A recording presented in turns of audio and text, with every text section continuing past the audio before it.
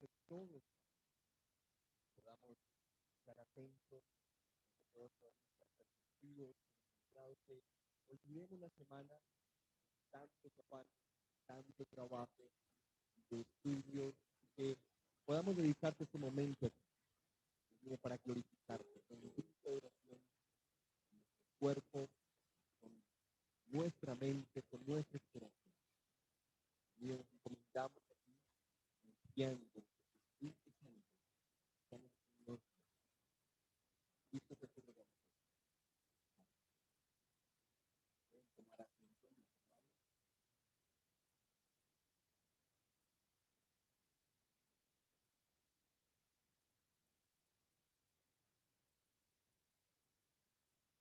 ¿Quién recuerda cuál fue la clase de hace 8 días? ¿Quién recuerda? ¿Cuál fue? La predestinación. ¿Y quién recuerda cuál será o cuál va a ser la clase de hoy? Seguimos la predestinación. Es que vamos a tomar 4 domingos, este es el segundo, para abarcar esta doctrina. Así que, para refrescar nuestra memoria, en la clase pasada, vimos la introducción de lo que es la predestinación. ¿Se recuerdan? Vimos que esta doctrina incluye 2 puntos principales. ¿Quién recuerda cuáles son los 2 puntos principales que incluye la doctrina de la predestinación? ¿No? Estas son otras obras del Señor como la predestinación. Pero ¿cuáles son las 2 que están dentro de la predestinación? Están divididas. La elección, la condición. Muy bien, hermano. Entonces, dentro de la predestinación tenemos 2 partes principales. Dios predestina a algunos para salvación y a otros no. Eso fue lo que vimos en la clase pasada, fue lo que definimos como la predestinación.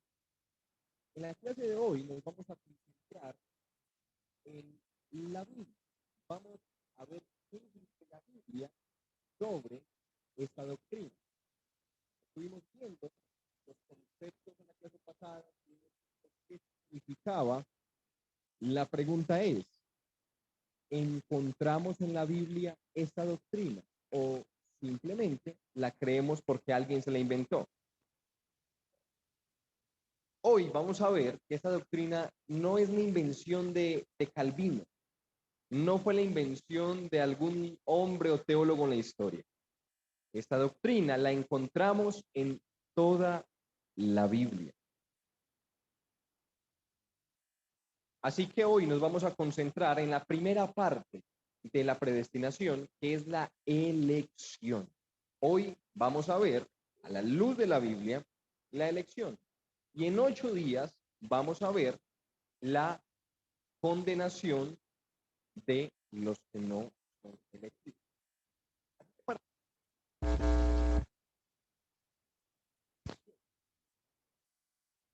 Dice este teólogo Breaker, la elección, escuchen bien, es la preordenación de Dios por la cual eterna, ciertísima e inmutablemente ha decretado llevar a algunos individuos específicos, identificados por nombre, a la salvación.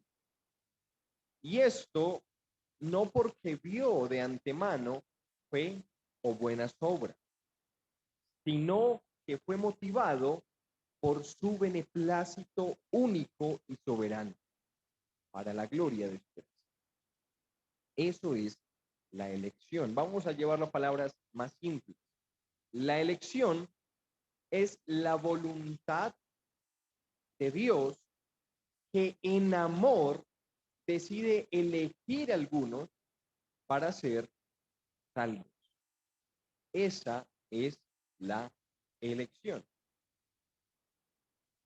Y esto es difícil de entender, pero por lo mismo vamos a ir a las Escrituras. Dijimos hace 8 días que la base de la predestinación es la naturaleza caída del hombre. Todos estamos caídos, todos hemos ofendido a Dios, todos merecemos castigo eterno. ¿Por qué? Pero ¿por qué yo merezco castigo eterno en el infierno por siempre si yo no he matado a nadie?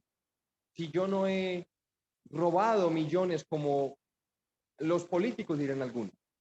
¿Por qué es yo castigo eterno? Y es por el honor, es por el poder de la persona a quien hemos ofendido. Si usted me ofende a mí, no mucho le va a pasar, yo no soy nadie. Si usted me amenaza a mí de muerte, no va a pasar nada. Pero si usted amenaza de muerte al presidente de Estados Unidos, la historia es diferente. Es la misma ofensa, exactamente la misma. Pero el honor, el poder, la importancia de la persona en la que ofendemos, cambia todo. Cambia todo. Lo mismo pasa con nosotros. Nos robamos solo 50 pesos, no robamos más. La pregunta es, ¿contra quién pecamos? ¿A quién ofendimos? Fue al Rey de Reyes y Señor de Señores, al Dios que creó el cielo y la tierra. Ofendimos a un Dios eterno, y por ofender a un Dios eterno, merecemos castigo eterno. Es por eso que en el infierno no van las almas por 3 años a pagar su pena, o por 10 años, o por 100 años. No, Dios nos dio a nosotros, nuestra alma, una vida eterna. Vamos a vivir por siempre. Y el destino de nuestra alma depende de si nosotros hemos creído en Cristo y nos hemos arrepentido. Una vez lleguemos a ese destino que elegimos aquí y que, como hoy vamos a ver, es Dios quien lo determina, no habrá salida. No van a ser ni 10 años, ni 20 años, ni 100,000 años. Va a ser toda la eternidad, millones y millones y millones y millones de años en el cielo con el Señor, descansando y gozándonos si nos arrepentimos y tuvimos fe, o en castigo eterno si no decidimos vivir para Dios. Así que comencemos y vamos al Antiguo Testamento para ver esta doctrina. Hermano, muchos desprecian el Antiguo Testamento. No voy a leer el Antiguo Testamento porque el Antiguo Testamento es confuso. O, hermanos, nuestra religión es la misma de Adán y Eva. Hoy en día entendemos por la Escritura, ya vino Cristo, tenemos mucho más progreso de una forma de esta revelación de Dios, pero es exactamente la misma doctrina, la misma religión. Vamos entonces al Salmo capítulo 33, versículo 6.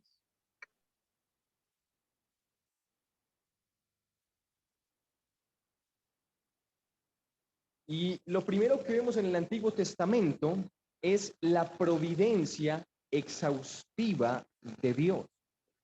En el Antiguo Testamento, por ejemplo, en este salmo, vamos a leerlo, dice, por la palabra de Jehová fueron hechos los cielos y todo el ejército de ellos por el aliento de su boca.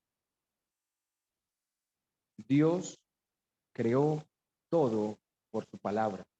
El Salmo 99 nos dice, Jehová reina. Y podemos seguir leyendo muchos versículos que nos hablan del dominio de Dios. Él crea el universo, Él gobierna todo lo que existe, pero no solo eso, Él también predice, por ejemplo, el futuro. Vamos a Isaías, capítulo 41, versículo 21. Isaías 41, 21.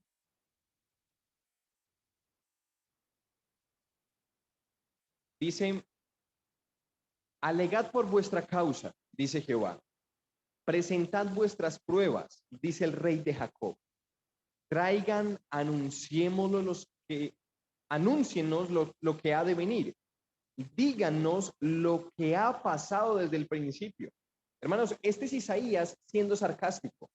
Él está hablando contra dioses falsos, contra ídolos. Y les está diciendo, si ustedes saben algo, entonces díganos qué va a pasar. Profetícenos qué va a ser el futuro. Hablen si ustedes conocen. Y dice Isaías de forma sarcástica, y pondremos nuestro corazón en ellos. Vamos a creer en eso. Sepamos también de su postrimería, es decir, de lo que vendrá luego, y hacednos entender lo que ha de venir. Dadnos nuevas de lo que ha de ser después, para que sepamos que vosotros sois dioses. Si ustedes se creen dioses, entonces profeticen, díganos el futuro. Dice, o al menos haced bien o mal, para que tengamos que contar y juntamente nos maravillemos. Al final Isaías les dice, no pueden hablar, ok, al menos hagan algo, sea bueno o malo, al menos muévanse para saber y contar algo de ustedes. Él está siendo sarcástico y lo que está diciendo es, esos dioses no hablan, esos dioses no conocen nada, esos dioses no pueden ni siquiera moverse. Pero en el capítulo 43 de Isaías, versículo 9, dice, he aquí se cumplieron las cosas primeras y yo anuncio cosas nuevas antes que salgan a la luz. Yo os las haré notorias. Ahora Dios está diciendo, yo sí conozco y lo que yo dije se cumplió. Estas primeras cosas ya se cumplieron antes de que salgan a la luz. Antes de que pasen, yo las digo. Lo que Dios les está mostrando es, yo sí soy el Dios verdadero, porque conozco el futuro. Y vamos a ver los buenos estudiantes. Dijimos que Dios conoce el futuro. ¿Por qué? ¿Cuál es la razón por la cual Dios conoce lo que va a pasar? Porque lo planeó, porque lo decretó. Estamos hablando del decreto de Dios. Dios sabe lo que va a pasar, no porque sea divino. Y Dios dice, a ver, voy a ir al futuro, voy a ver qué va a pasar y entonces voy a venir acá a contarles. No, Dios planeó todo. Y Dios sabe qué va a pasar porque Él planeó exactamente eso. Empezando por este pilar, por esta doctrina en el Antiguo Testamento, podemos entender que si a Dios no se le sale de las manos una profecía en cuanto a un pueblo específico, tampoco está fuera del control de Dios los que han de ser salvos. Los que han de ser salvos son salvos porque Dios lo determinó.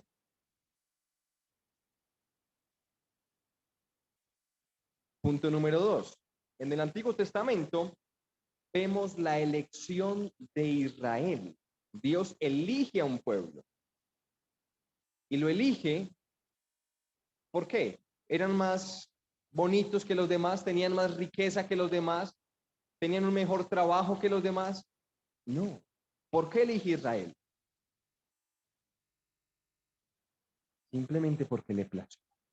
No había nada atractivo en ellos. Odiados por muchos pueblos, perseguidos. Y Dios los eligió de forma soberana, los amó sin ellos merecerlo. Vamos a ir a Deuteronomio, capítulo 4, versículo 37.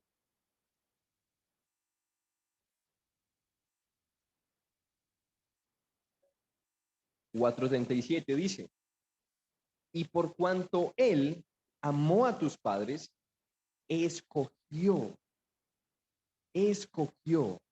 a su descendencia después de ellos y te sacó de Egipto con su presencia y su gran poder. Está hablando de Dios. Para echarte delante de tu presencia naciones grandes y más fuertes que tú, y para introducirte y darte su tierra por heredad como hoy. Vamos al capítulo 7 de Deuteronomio. Capítulo 7, versículo 6. Mira lo que acabamos de leer. Él amó a tus padres, los escogió, sacó de Egipto a Israel con poder, con su presencia, y derrotó naciones grandes. Versículo 6 del capítulo 7 dice, porque tú eres pueblo santo para Jehová. ¿Qué quiere decir santo? ¿Quién recuerda qué significa santo? Separado. Santidad es separación, apartado para Dios. Dice, Jehová tu Dios te ha escogido para hacerle un pueblo especial. Por eso es la separación. Lo separa para algo especial. Dice, más que todos los pueblos que están sobre la tierra. No por ser vosotros más que todos los pueblos. Os ha querido Jehová y os ha escogido. Pues vosotros erais el más insignificante de todos los pueblos. Sino por cuanto Jehová os amó y quiso guardar el juramento que juró a vuestros padres. Os ha sacado con mano poderosa y os ha rescatado de servidumbre de la mano de Faraón, rey de Egipto. Hermanos, ¿por qué Israel llegó a Egipto? ¿Cuál fue la razón de Dios entregar a Israel y que cayeran en cautiverio?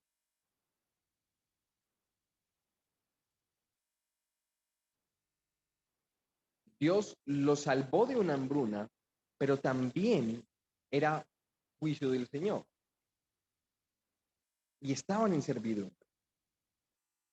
En otras palabras, estaban recibiendo el fruto, la cosecha de sus actos. Pecaron contra Dios. Y uno de esos pecados era la idolatría del que hablábamos hace un momento. Dios, por medio de Isaías, es lo que le está diciendo al pueblo, por medio de Isaías, es: yo soy el Dios verdadero. Porque el pueblo de Israel en ese momento estaba en mucha tribulación y muchos estaban queriendo confiar en otros dioses. Lo que Dios les dice es: yo conozco el futuro, yo soy el verdadero Dios. Y con esto, con esas señales que él daba, lo demostraba. En este punto en Deuteronomio, el pueblo ha pecado contra Dios y está en servidumbre, está siendo esclavizado, y entonces claman a Dios para que Dios los ayude. ¿Qué haríamos nosotros si el peor ofensor nuestro, el enemigo más férreo que tuviéramos, nos pide ayuda? ¿Qué haríamos? Este pueblo no era el enemigo más férreo de Dios, pero este pueblo había pecado contra Dios. Este pueblo había ofendido a Dios.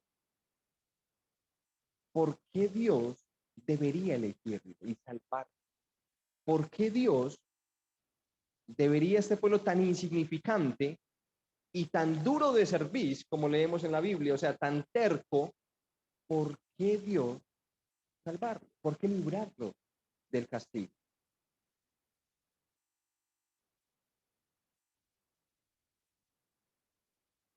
Dice en Deuteronomio, no por ser más que los demás pueblos, eras el más insignificante. ¿Por qué? Por cuanto Jehová os amó. Simplemente no tenemos explicación. Él decidió amarlos. ¿Por qué? Su voluntad fue así. Ninguno de nosotros rescataría a un enemigo. Dios lo hizo. Deuteronomio 10, versículo 14. Vamos allá. Capítulo 10, versículo 14. Dice: he aquí, de Jehová tu Dios son los cielos, y los cielos de los cielos, la tierra y todas las cosas que hay en ella. Solamente de tus padres se agradó Jehová para amarlos, y escogió su descendencia después de ellos. A vosotros de entre todos los pueblos como este. Hermanos, lo que queremos mostrar con este punto es una cosa. Dios elige. Dios elige de entre una masa de pecadores, de entre una masa de enemigos. Todos odian a Dios. Todos viven en contra de Dios. Pero Dios escoge un pueblo no por ser mejor, no por tener más prestigio, lo escoge según su voluntad. Y por eso mismo, aunque para el mundo lo de valor sea lo más caro, sea lo más lujoso, sea el conocimiento, en Dios no es así. En Cristo tiene más valor un analfabeta que conoce la Biblia. Para Dios conoce más que una persona que ha estudiado 60 años, pero no busca obedecer a Dios. La verdadera sabiduría está en el Señor. ¿Por qué? Porque el conocimiento de Dios no es hasta que nos muramos. Con Dios seguiremos en la eternidad. Cualquier otro conocimiento, cualquier otra riqueza, cualquier otra cosa, llega hasta la tumba. No nos llevamos nada. Pero el que tiene a Dios en su corazón sigue con Dios después de su muerte. Dios eligió entonces, y vemos esta doctrina desde el Antiguo Testamento. Siguiente punto. La elección de un remanente. Hermanos, esto nos revela que había un remanente escogido por Dios para salvación. Y estos eran aquellos que Dios guardaba. Y aquí hay que tener cuidado porque aunque Dios escogió el pueblo de Israel, no todo el israelita era salvo. Porque de hecho muchos hoy en día creen que los judíos o los israelitas por ser judíos van a ser salvos. No, no es así. El verdadero Israel, los verdaderos hijos de Abraham son los hijos de fe de Abraham, los hijos del padre de la fe que creen en lo que él creía. Yo no entiendo cómo algunos cómo pueden llegar a pensar de que un israelita, por ser israelita, aunque fornique, adulterie, asesine y viva como quiera, va a ser salvo solo por tener cédula de Israel. Eso no es bíblico. Por eso es que Cristo le dice a los fariseos, yo puedo levantar de esas piedras hijos de Abraham. O sea, cualquiera puede ser hijo, cualquiera puede tener una ciudadanía, pero hijos de Dios no son cualquiera.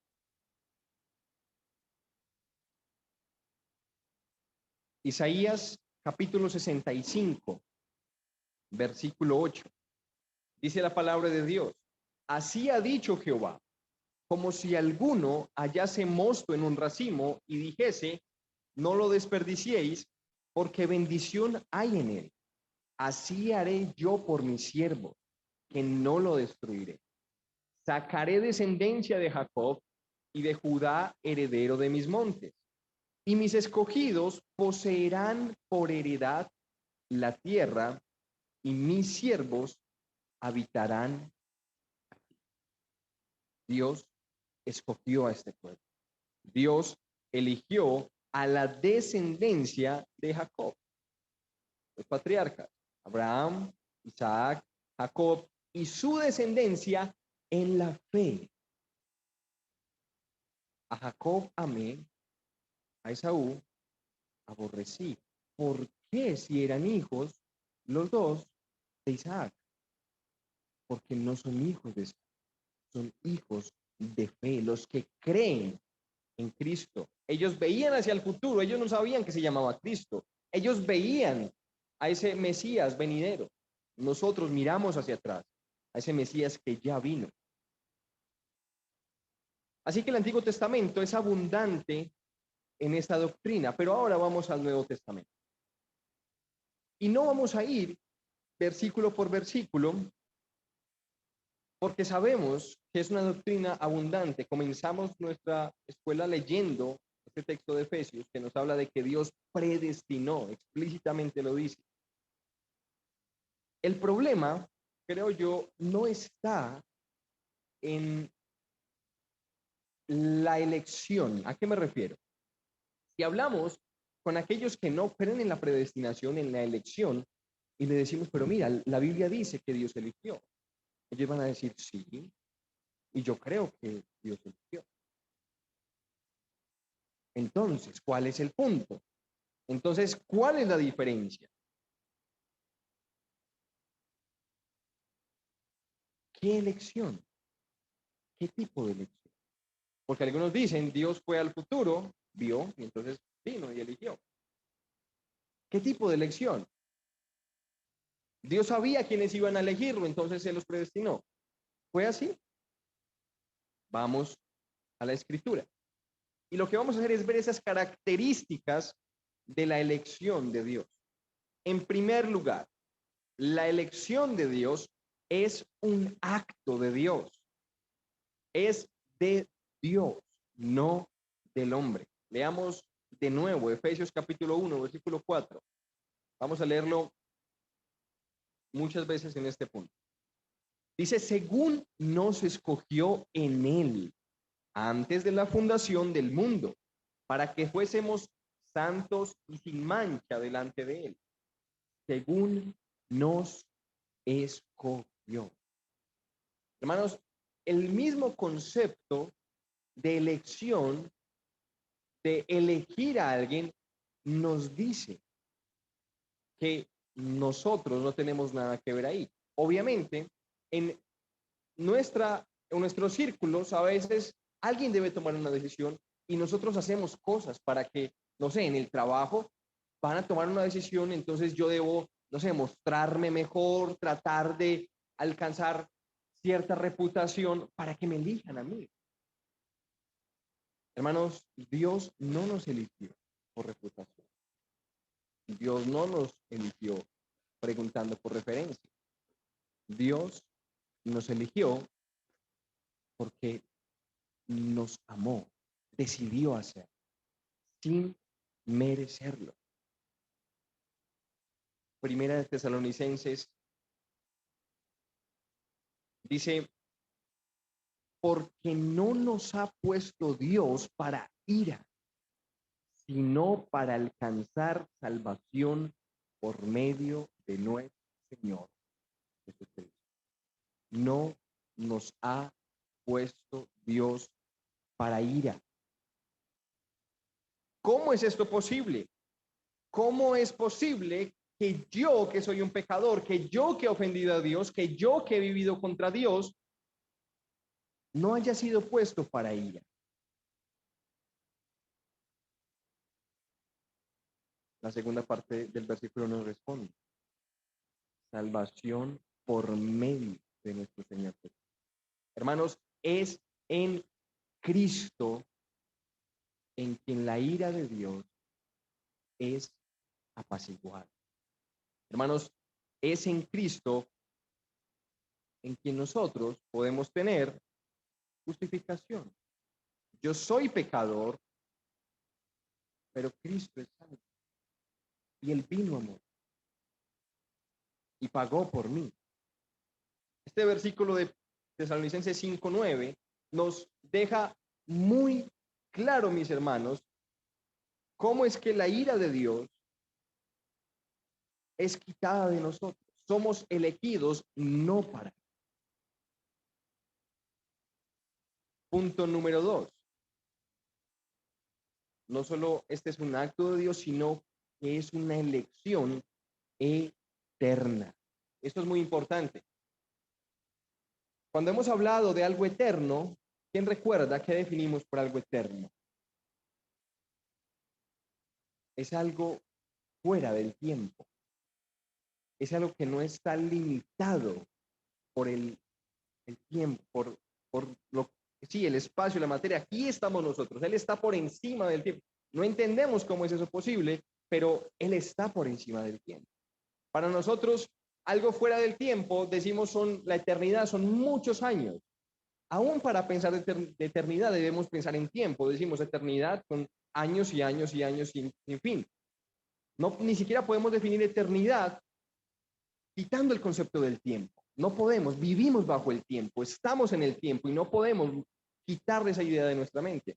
Pero Dios está fuera del tiempo y nos dice la Escritura que nos eligió antes de que el tiempo fuese, antes de que el mundo existiera, antes de crear todo. ¿Saben qué significa eso? Que nos escogió antes de que nuestras acciones existieran. Que nos escogió antes de que hiciéramos bien o mal. Que nos escogió sabiendo qué iba a suceder. Aún así, a pesar de nosotros, nos escogió. Y por eso, para los que hoy estamos en Cristo, esto debe ser un motivo de agradecimiento. Para los que viven para el Señor, esto debe ser un motivo de agradecimiento.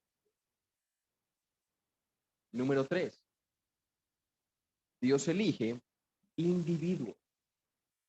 Dios no elige grupos, Dios no elige organizaciones. Porque algunos piensan así.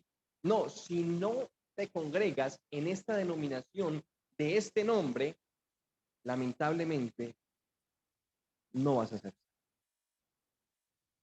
Lamentablemente no vas a poder llegar. Porque debes tener este nombre, debes ser miembro de una iglesia de Cristo. No es así. No es así. En Hechos, vamos a leer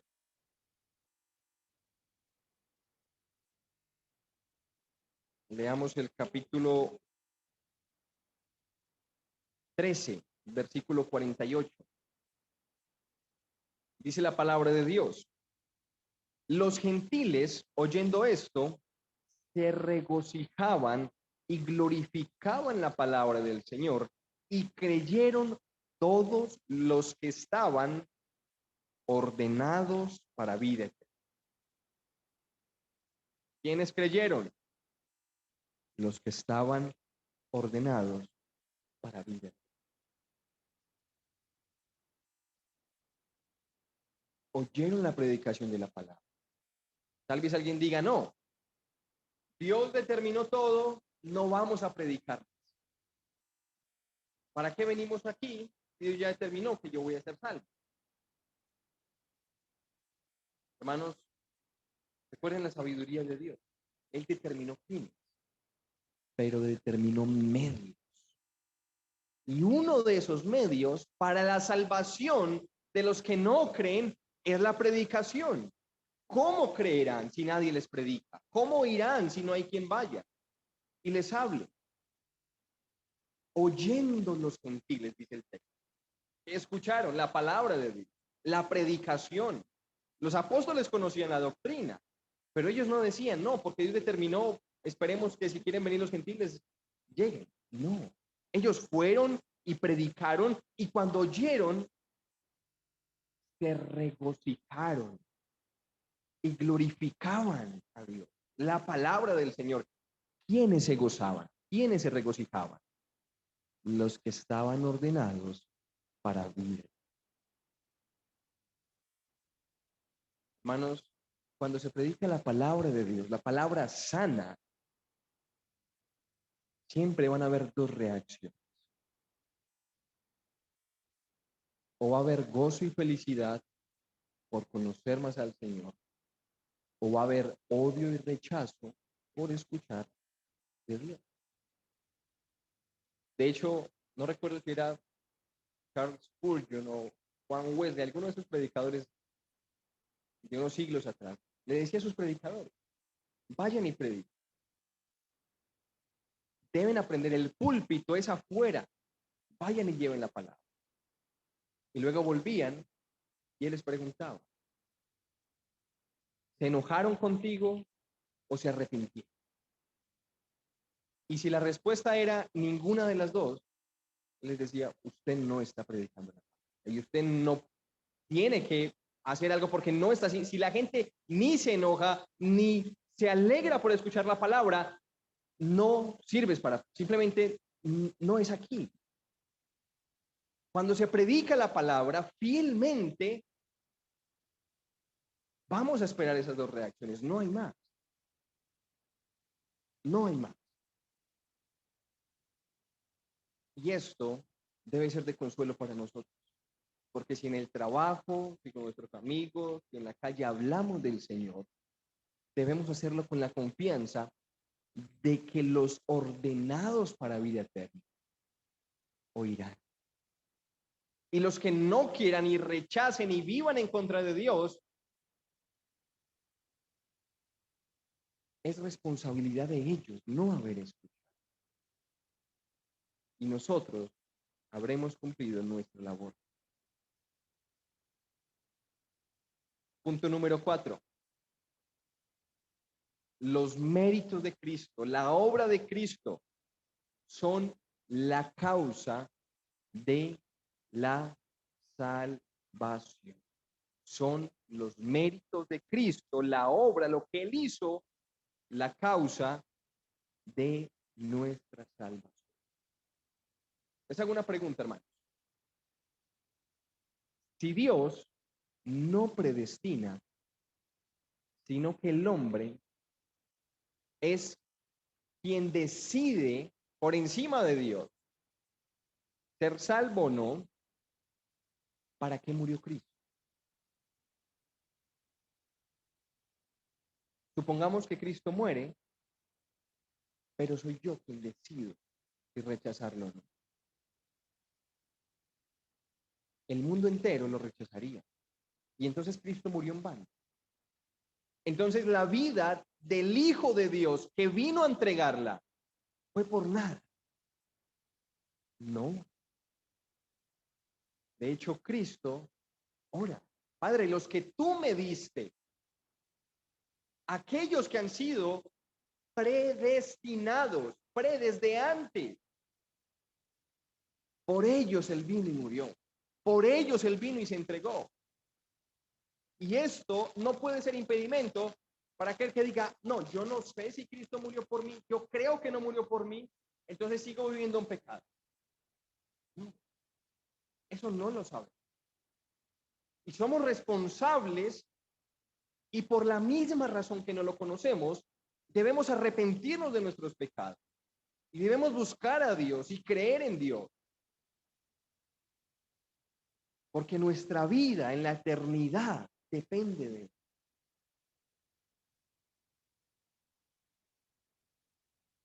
Punto número 5. Dios escoge según su voluntad. ¿Cuál es la razón? Su voluntad, ya lo habíamos hablado. Veamos Efesios, capítulo 1, el mismo capítulo, versículo 5. Habiéndonos predestinado para ser adoptados hijos suyos por medio de Jesucristo, según el puro afecto de su voluntad. Fue por su voluntad, fue porque quiso. Y número 6, ¿cuál es la razón? ¿Para qué nos eligió? Leamos el versículo 6. Para la alabanza de la gloria de su gracia, con la cual nos hizo aceptos en el amado.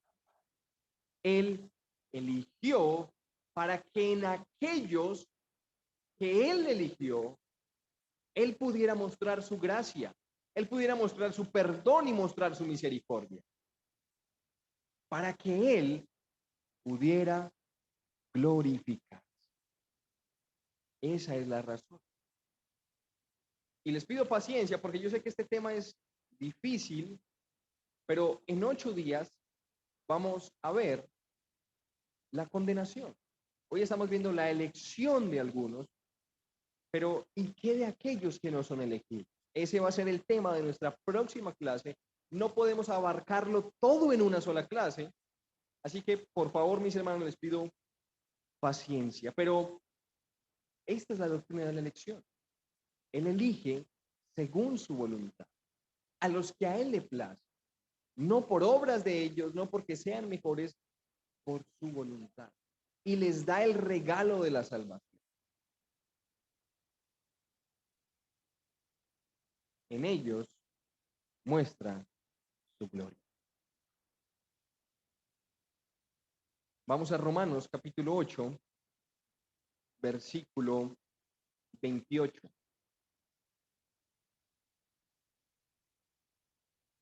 Dice, y sabemos que a los que aman a Dios, todas las cosas les ayudan a bien.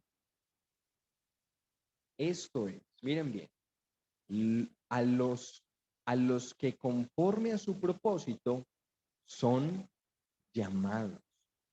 Porque a los que antes conoció, también los predestinó para que fuesen hechos conforme a la imagen de su Hijo, para que Él sea el primogénito entre muchos hermanos. ¿Cuál es el contexto de Romanos 8? Una iglesia sufriente. Es la iglesia primitiva siendo golpeada con toda la furia de ese odio que había hacia ellos en esa época. Y en medio de la hambruna, del dolor, de la persecución, de la enfermedad, del sufrimiento, ¿qué le dice el apóstol a la iglesia? Dios los predestinó. Hemos hablado del concepto, hemos hablado de esto, pero aquí es donde aterrizamos, donde bajamos la doctrina a nuestras vidas, donde la podemos aplicar. Y ellos entendían también la predestinación, que servían a Dios gozosamente sin importar nada. El apóstol les dice, ustedes están sufriendo, ustedes están en persecución, están en hambre, pero ¿saben qué? Dios los predestinó. Y ya que Dios los predestinó, nada podrá separarlos del amor de Dios que es en Cristo Jesús. Leamos desde el versículo 30 en adelante.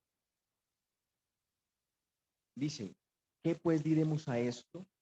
Si es Dios por nosotros, ¿quién contra nosotros? El que no escatimó a su propio Hijo, sino que lo entregó por nosotros, ¿cómo no nos dará también con él todas las cosas? Cuando dice aquí que Dios no nos dará todas las cosas, no se refiere a buena salud y riqueza. No se refiere a fama. No. Toda bendición espiritual, ¿dónde está? En Cristo Jesús. En Cristo, Él no escatimó dar a su Hijo, lo dio por nosotros, siendo sus enemigos. Él dio a su Hijo por nosotros. Y lo que Pablo le dice a la iglesia es, si Dios dio a su Hijo por ustedes, ¿cómo no los va a guardar en esa situación? ¿Cómo va a permitir que después de dar su Hijo, otra persona venga y dañe la obra que Dios ya hizo? No va a pasar. Cuando Cristo murió en la cruz, Cristo le quitó el poder destructor al mal.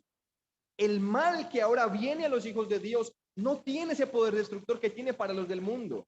A los hijos de Dios, versículo 28, a los que aman a Dios, todo les ayuda a bien. Todo es para el bien de ellos.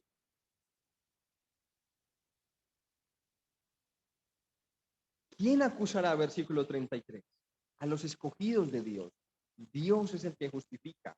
¿Quién es el que condenará? Cristo ya murió, Él es el que murió. más aún el que también resucitó, el que está a la diestra de Dios e intercede por nosotros. Hermanos, ¿quién nos separará del amor de Cristo? La iglesia estaba en tribulación, estaba en angustia, estaba en persecución, y es lo que él les pregunta. ¿Eso podrá separarlos? La desnudez, el peligro, la espada. Nada, nada. Versículo 37.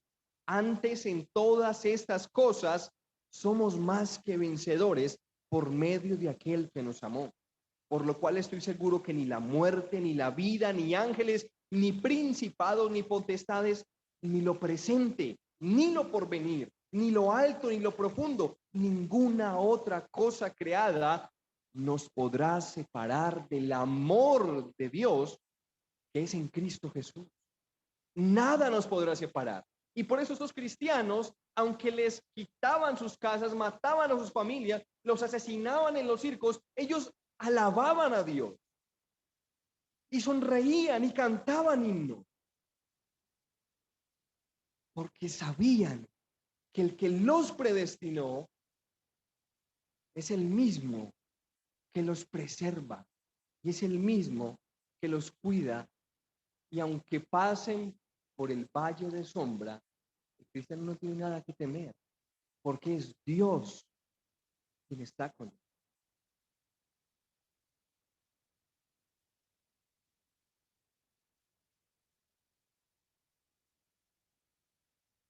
Esta doctrina es un consuelo para los hijos de Dios, porque esta doctrina nos muestra que Él no va a fallar. Romanos 8 lo presenta como un hecho. Ya los glorificó, lo dice en pasado, ya, es como un hecho, simplemente sucedió. Así es la seguridad que nos muestra el apóstol y esa es la seguridad que usted y yo debemos tener.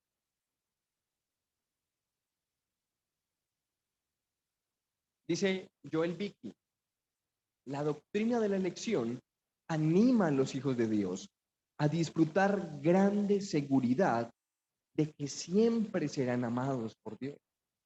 No da ningún sustento a la idea de que los elegidos de Dios serán físicamente saludables o que van a ser materialmente prósperos en esta vida, porque van a experimentar dificultad, van a experimentar aflicción, persecución, hambre, frío, peligro y violencia al seguir a Cristo.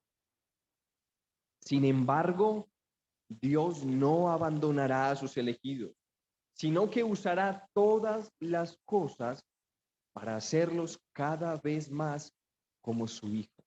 Él usará todas las cosas, como ya hablábamos y lo vuelvo a repetir. Si mi vecino me ofendió a mí y la Biblia me dice que todo es para mi bien, eso me ayuda a crecer a mí en perdón, en paciencia. Mi objetivo es ser como Cristo y Cristo perdonó que lo mataran. Padre, no les tengas en cuenta este pecado. Así oraba Cristo. Y nosotros tenemos que ser como Él. ¿Cómo llegamos a eso? Mucho del mal que permite Dios es para que seamos según esa imagen de. Continúo la cita. Y llevarlos al goce de la gloria. La elección es un mensaje de esperanza perdida. Hermanos, pero aunque todo hasta aquí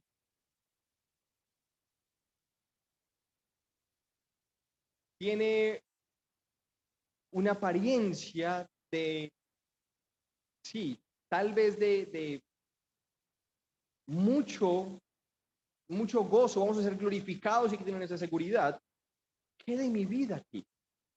No nos podemos confundir. La predestinación no es solo para ser glorificados. ¿Qué dice Efesios 1:4? Lo hemos leído varias veces. ¿Para qué nos escogió? Nos escogió antes de la fundación del mundo. ¿Para qué? para que fuésemos santos y sin mancha delante de Él. Alguien puede preguntarse, ¿cómo yo sé que Dios me eligió a mí para la glorificación? Hermanos, y una de las muestras de que eres elegido para la glorificación es que en este momento estás en santificación. Nadie puede alegar glorificación a expensa de esa soberanía de Dios. Porque todos quieren glorificación, todos quieren ese cielo eterno. Pero ¿qué de mi vida aquí? Mañana en el trabajo. ¿Qué de mi vida mañana cuando haya tentación? Vivo como quiera, deleitándome en el mundo y en lo que me ofrece los placeres, porque Dios me eligió. Él nos eligió para ser glorificados, sí, pero para ser santos.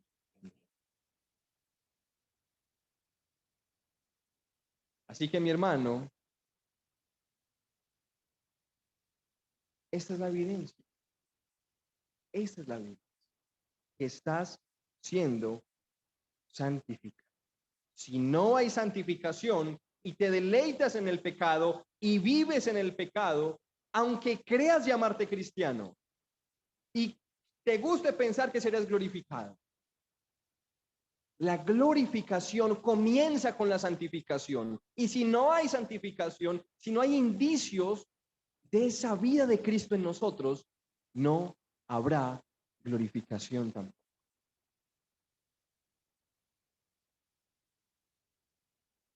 Esto no quiere decir que si yo lucho con algún pecado no voy a ser salvo. No. La santificación puede ser en un creyente más lenta que no. Hay cristianos que maduran más rápido que otros. Pero el Hijo de Dios no se deleita en el pecado, aborrece el pecado y busca arrepentirse y busca rogar a Dios misericordia para seguir la lucha, aunque es difícil, de hecho imposible para nosotros, porque las tentaciones muchas veces son más grandes que nosotros. Es en las fuerzas de Dios en las que tenemos que luchar. Y es a Él a quien debemos orar para que nos ayude a vencer. Así que mi hermano, lucha por tu santificación. Lucha por tu santificación. Porque aunque Dios nos predestinó, la evidencia de eso es que haya una lucha constante en nuestras vidas. Nuestra fe debe mostrar obras. Fe sin obras es muerta, dice Santiago.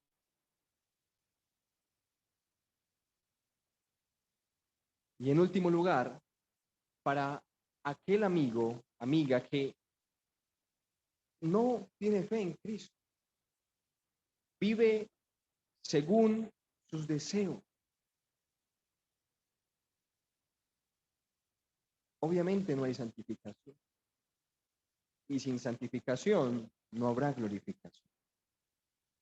Pero por esa misma razón, hoy debes arrepentirte. Cristo dijo, el que viene a mí, yo no lo he hecho. Bueno. Y para el cristiano que está en su pecado y no se ha arrepentido y está viviendo para sí mismo, es la misma solución. La cura para todos es la misma, Cristo y solo Cristo. Arrepentirnos ante Él y Él nos limpiará. Y Él nos perdonará. No he hecho fuera de su promesa, no los voy a rechazar. Así que esa es la invitación. Venir en arrepentimiento y fe. Porque Él, hermanos, nos aceptará, nos perdonará y nos llevará a esa glorificación que tanto anhelamos. Y durante el camino aquí en este mundo, creyendo en Cristo, no tendremos miedo, ¿verdad? No tendremos miedo de los afanes ni de los problemas, porque para los hijos de Dios todo es para. Así que descansemos en Él y luchemos, mis hermanos, con el consuelo de que Él nos predestinó y que esa predestinación nos lleve a vivir más santos para Dios. Vamos a orar.